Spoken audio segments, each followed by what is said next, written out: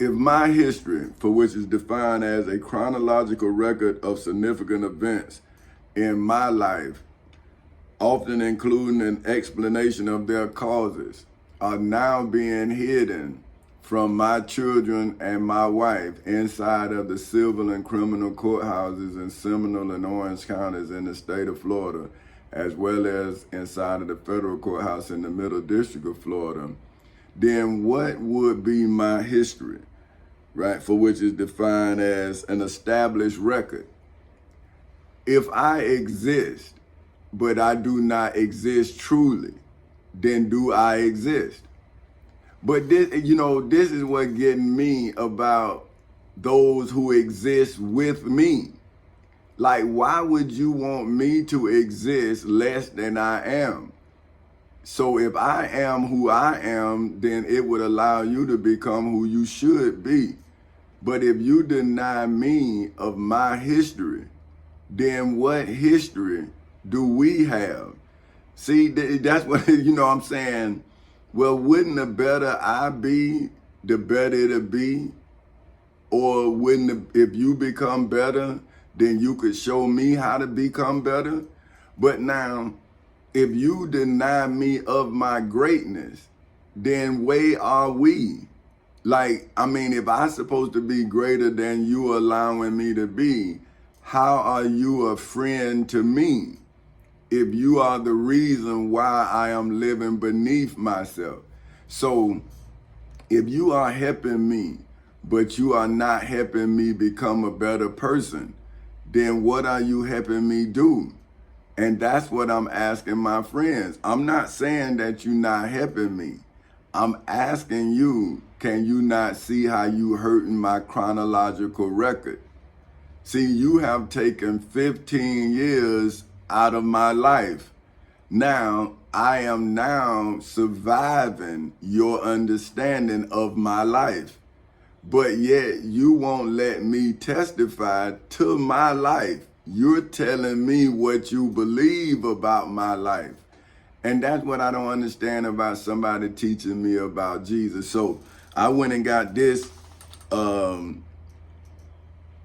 as it's 1 Samuel 26, and it's David delivers, and these names, Keilah. Okay, so this is talking about Saul's pursuit of David, and then that's what this, I looked up, and I asked the computer, if history is being hidden, then history is being hid. And then it came back, 1 Samuel 23.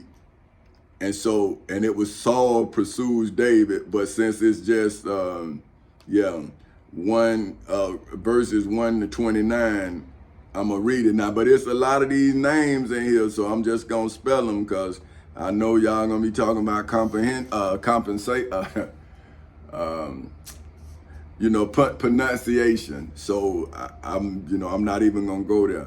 So it says, this is 1 Samuel 23 of the King James Version Bible Hub Edition, 1 through 29.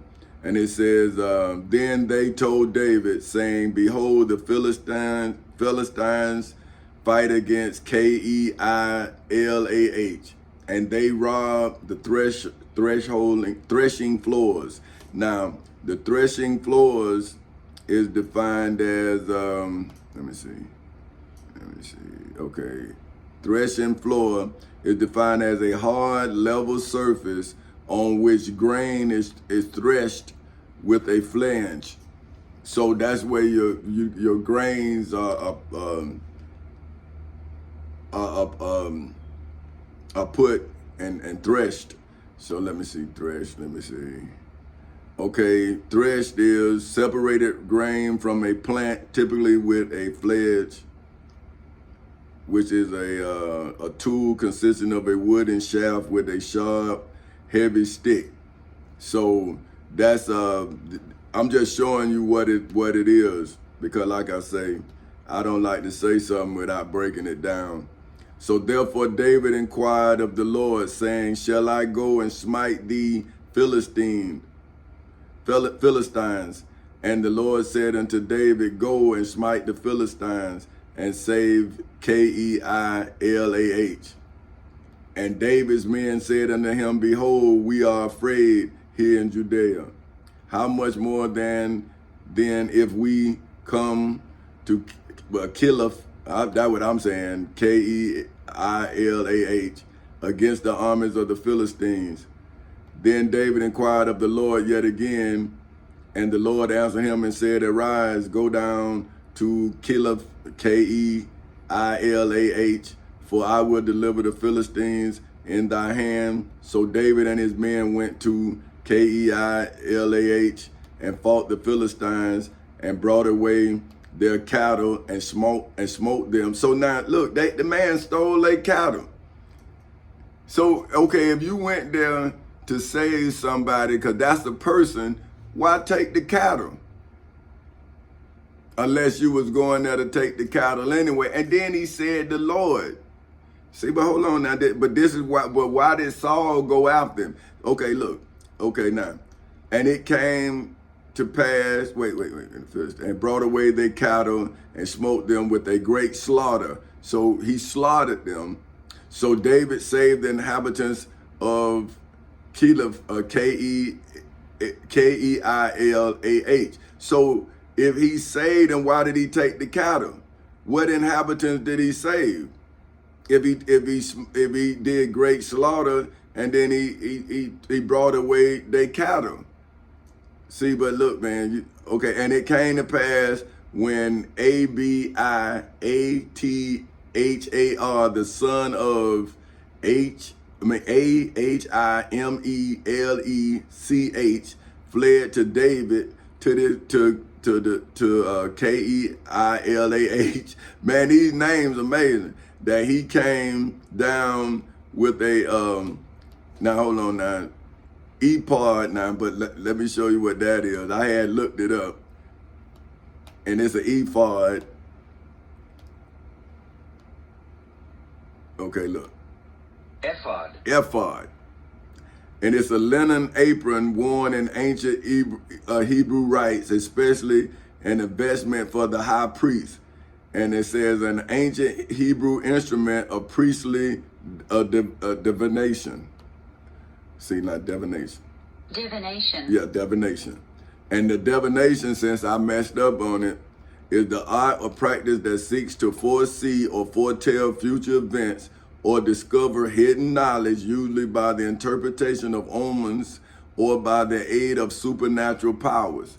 So see, that's what I'm doing, but now y'all say I'm a freak, but yet you worship people with my ability, but you reject me because you afraid of the ability that I have. So how can you worship divine abilities once the person is dead? But then you want to let that person's divine ability takes you out of the darkness that you in. See, so it's your belief that keeps you where you at, is what I'm trying to show my grandchildren and my children. So now, and it said, so down with the ephod in his hand. So that's knowledge. So he came down, so David, that he came down with knowledge in his hand. But okay, now check this. Now then it says Saul pursues David. And this is 7 through to 29. So then it says, but it's entitled Saul pursues David. And it was told Saul that David was come to Keilah. So now when Saul, for whom is the king of Israel, heard that David came, and Saul said, God hath delivered him into mine hand, for he is shut in by entering into a town that hath gates and bars. And Saul called all the people together to war, to go down to Keilah, to besiege David and his men. So now, See, Saul, who you say is Paul, for whom was the first king of Israel, is not pursuing David. But now Jesus was born in a manger. But now David say God told him, the Lord, right? See, this Lord, David inquired of the Lord, saying, shall I go smite these Philistines? Well, now David is not pursuing him. Saul is not pursuing him for doing it. So what God is see, this is your God, and then you give your God to the rest of us. So David, God is not your God. But David is the one that Saul was pursuing. Now, here is Saul not pursuing me? Or is David not pursuing me so Jesus don't be born in a manger again, and so Solomon don't lose the kingdom again? So see, if a lie is what's protecting you from the truth, then what God is protecting you from Satan who has a God? See, if those of you who is looking for salvation, who looking for a savior to save them, is not understanding that the person who is oppressing you also has a God, then if you don't become the God in your situation, when will your truth save you? Your truth. Because if my truth can't save us, when can my truth not save me? Because I chose to use my truth to defeat the lie that surrounded me. And then my friends and family started lying. So now I don't know I know what my truth is. I just don't know why my people lied. See, I don't know why they aided and abetted the liar in lying on me. Because I'm saying, well, when would you have saved me? With my truth. You won't even let me go to court in my own defense because of your ignorance. See, so now how can I, or my history, or my children survive the ignorance of my friends and family? Like, how can my wife and my daughter and my son, how can we survive all of the ignorance that surrounds us? So why would I blame my wife for something I can't do? Because my friends and family done paralyzed me. So why would I think that she not paralyzed too? But anyway, it all comes out in the truth. And Saul said, God has delivered him into mine hand, for he is shut in by entering to a town that has gates and bars. And Saul called all the people together to war, to go down to Keilah to besiege David and his men. And David knew that Saul secretly practices mischief against him. And he said unto Abiathar,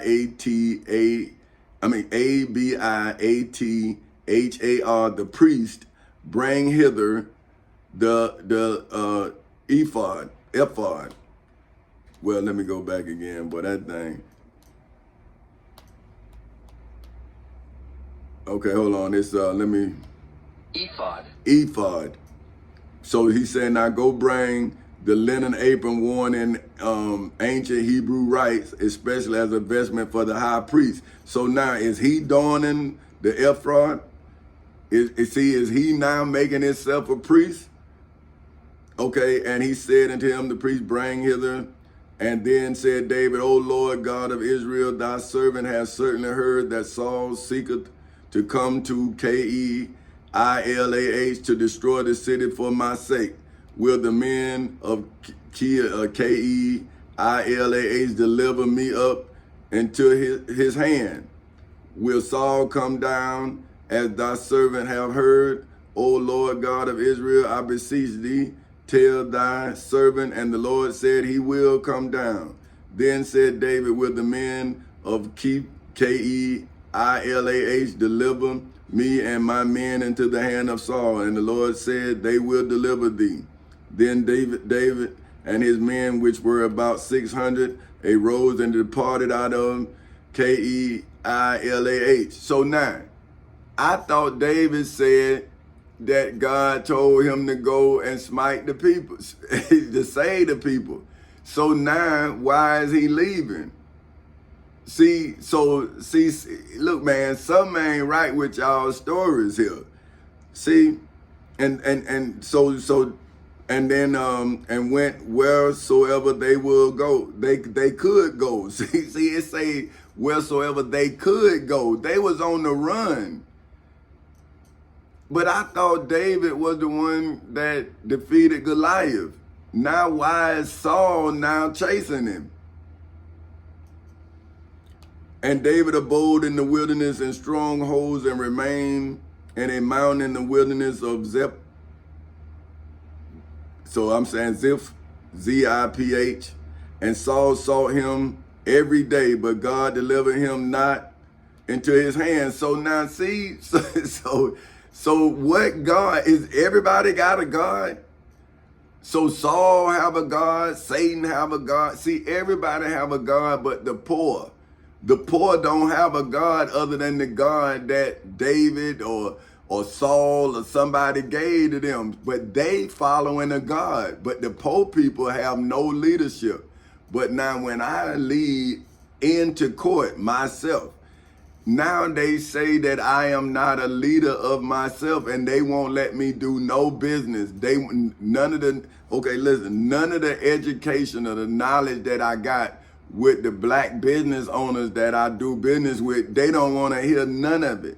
But see, they learn how to do business from their ancestors who were slaves, who do not do not believe in the process. So now they leave a lot of money on the table because they work for themselves. They do not work the business. See, business is business losing money to make money.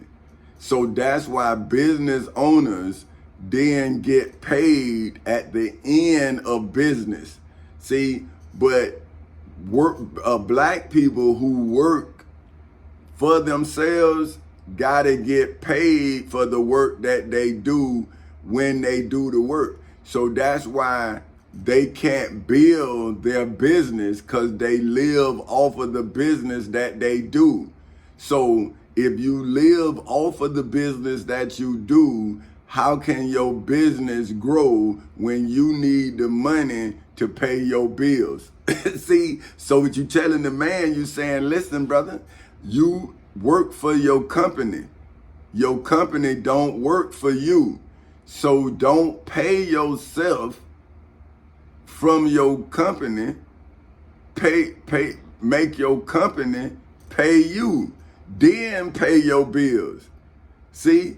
But what they do is pay their bills in their name and not in the name of the company. But I'm saying, well, listen, brother, why don't you put the bills in your company name? Now you get to write off all of the bills that you paying. Oh man, I ain't gonna get them people in my business. You saying you paying anyway, fool. You just not getting paid for what you're paying, fool. See, but they say I'm crazy. But that's what I'm telling y'all kids. The one that actually know is the one that the devil won't let you know about. Because that's the person who actually know. See, they let you know the fool who doing business because that's foolish business that the fool doing. See, so they don't bother a fool who working. See, they mess with a God who working the fool. See what I'm saying? Because they are gods who got that fool working. See what I'm saying? But you trying to tell a man, say, hey, brother, you ain't no fool because you done started on the journey to freedom. You just don't know how to get free on the journey you on. See what I'm saying? See, that's why I emancipated my way of doing business so I can keep doing the business that I was doing. See, my business was staying free because I knew I was coming out of a bad situation. See what I'm saying? So now I knew that my life wasn't going to be judged to my life. It was going to be judged to my father and my mother. I knew that. So any success that I gained, I had made sure that I could come back and explain how I made it, because I was coming out of my father's shadow.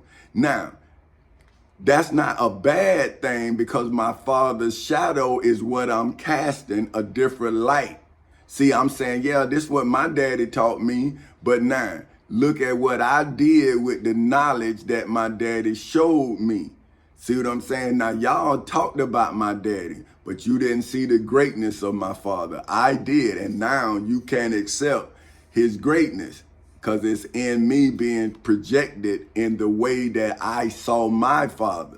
See what I'm saying? But my mother is now allowing you to see my father through me, because what she did was she directed me through the scenes that my father had showed me. See, so now I'm now directing my children through the scenes that my mother directed me through. See, I replaced my mother in my devil's scene. See, so I took my father out of that scene, and now the devil looking for himself.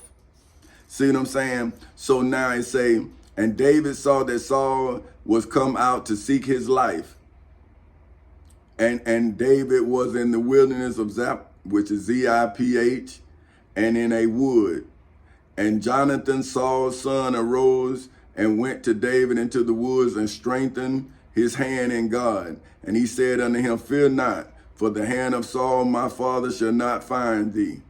And thou shalt be king over Israel, and I shall be next unto thee. And that also Saul my father knoweth. And they two made a covenant before the Lord, and David abode in the woods, and Jonathan went to his house. So now, don't you see? So Jonathan, which is the son of Saul, is now conspiring against his father for David. So see, David has always, and then he talks about the Lord, and they say the two men made a covenant before the Lord. What Lord? If Saul was the king, who the judge when you doing deceit? See, that's why I don't understand religion, man. The whole thing is deception. The whole thing. Then came up to the Hittites, Zip, and then Ziph, Hittites, to Saul, to Gibeah, saying, doeth not David hide himself with us in the strongholds in the woods? So that's what came back, this scripture here, when I was saying hide in history. In the hills of Hachillah, which is on the south, of Jessimon. And it says, now, therefore, O king, come down according to all the desires of thy soul to come down, and our part shall be delivered to him into the king's hand. And Saul said, blessed be ye of the Lord, for ye have compassion on me. Go, I pray you, prepare ye yet, and know and see his place where he hunts is. So now, ladies, let me see. See, this is before I tell you. And this broken English too, and y'all, man, please. Okay, let's make see now. Haunt. See, haunt. So that means you scaring like a ghost. To visit often, to continually seek the company of, to have a disquieting or harmful effect on, trouble, see, to reoccur consistently or simultaneously to reappear continuously in. So that's the hunt, to keep messing with somebody. See, that's what Satan do. See, he has to keep on hunting you so you can make the mistake that he needs you to make, so he can then punish you for the mistake he done hunted you into making.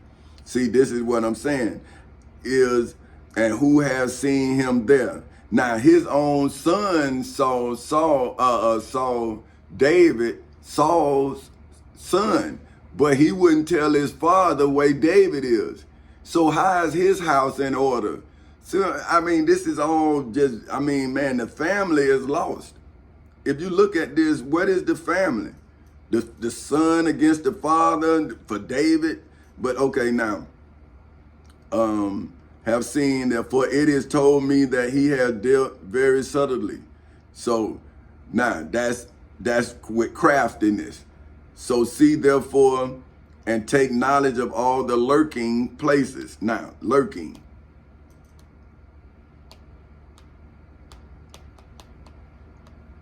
Now make sure. Lurk. See, so lurking, that's what it's saying now. To lie in wait in a place of concealment, especially for an evil purpose, excuse me. To move furtively or inconspicuously, to persist in staying. So now, so that's saying they looking in a hiding place for a place where they coming to ambush them. See what I'm saying? So they say go look in all those places, so so you'll know that they can't attack them. Okay, where he hideth himself, and come ye again to me with the certainty. So he's saying, come and show me where he at, where the place he is, the certain place. And I will go with you, and it shall come to pass, if he be in the land, that I will search him out throughout all the thousands of Judea. And they arose and went to Ziph with Ziph before Saul, but David and his men were in the wilderness of Maon, M-A-O-N. So in the plain of the south of this Jeshimon, that's a name. So and then it says Saul also and his men went to seek him, and they told David wherefore he came down into a rock and abode in the wilderness of Maon, M-A-O-N, I'm saying Maon. And when Saul heard that, he pursued, when he heard that, he pursued after David in the wilderness of Maon, M-A-O-N, and Saul went on this side of the mountain, and David and his men on that side of the mountain, and David made haste to get away from the fear of Saul, for Saul and his men compassed. So let's see, I messed up on that. So see, that's why a lot of this stuff is defined, because I was actually punishing myself. That's how I kept myself grounded, because I would punish myself by learning. So if I made a mistake, I would do it just like I'm doing now. So my grandchildren and kids will know that, hey, you don't have to know, but you can learn what you don't know. See, you don't have to stay in a situation. You can always change your situation you're in by educating yourself where you at. So now, let's make sure I'm saying it right. Compass. Okay, compassed. So that's compassed. But I'm saying it's compassed, but hey, so it says to derive or contrive, often with craft or skill. So now this is encompass. So it's include, comprehend, envelop, to form a circle around. So now, so that means they had David surrounded, and David and his men round about to take them. But there came a messenger unto Saul, saying, haste thee and come, for the Philistines have invaded the land. Wherefore Saul returned from pursuing after David and went against the Philistines. Therefore they called that place Selamahlekoth.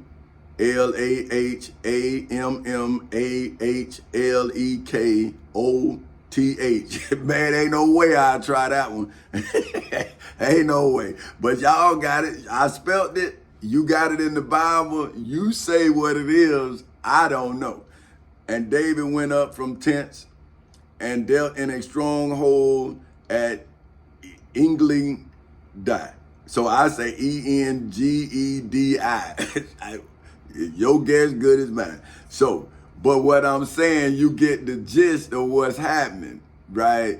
Is that David was once with Saul, and now Saul want to kill David. And the judge who made Saul the king of Israel, which is Solomon. So this is Solomon's testimony of the two kings fighting each other of Israel. So now, if Israel and Saul, if Saul and David is fighting, and the Philistines, the Palestinians the Philistines is fighting, who they fighting? Like, who they fighting? Because look like Goliath was the one that was trying to stop all the bloodshed. But now David and Saul is now fighting each other and the Philistines. This is what it's saying. Look, okay, this is 27 through 29. It says, but there came a messenger unto Saul. Now, who is the messenger? Saying, haste thee and come, for the Philistines have invaded the land. So now, well, I thought that once David defeated Goliath, then the Philistines were supposed to serve them. But I say, they saw that the man cheated. They didn't have a duel. He hit him in the head with a rock, man. That's like shooting him. And you supposed to be at a boxing match and the man shoots you. Well, then, man, you cheated. But see, that's what I'm telling my friends and my family. If you believe in the scriptures, then you gonna pick a side. So now, are you with Cain? Are you with Saul? Are you with David? Or are you a Philistine? See, because somebody invaded my home, but my friends and family fighting what? Each other? What's going on? Because I'm in court doing what Goliath was saying. Hey, man, stop all this bloodshed.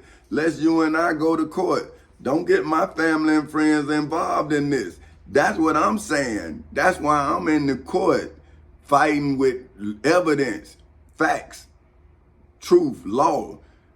If you out in the world talking about your God and your Lord, see, you are your God. You are who you listen to. Just like David was saying that he prayed to the Lord, or he asked the Lord and the Lord told him to go and besiege these people. But then the king of Israel came after him for besieging the people. So now what God was on David's side and what messenger talked to Saul?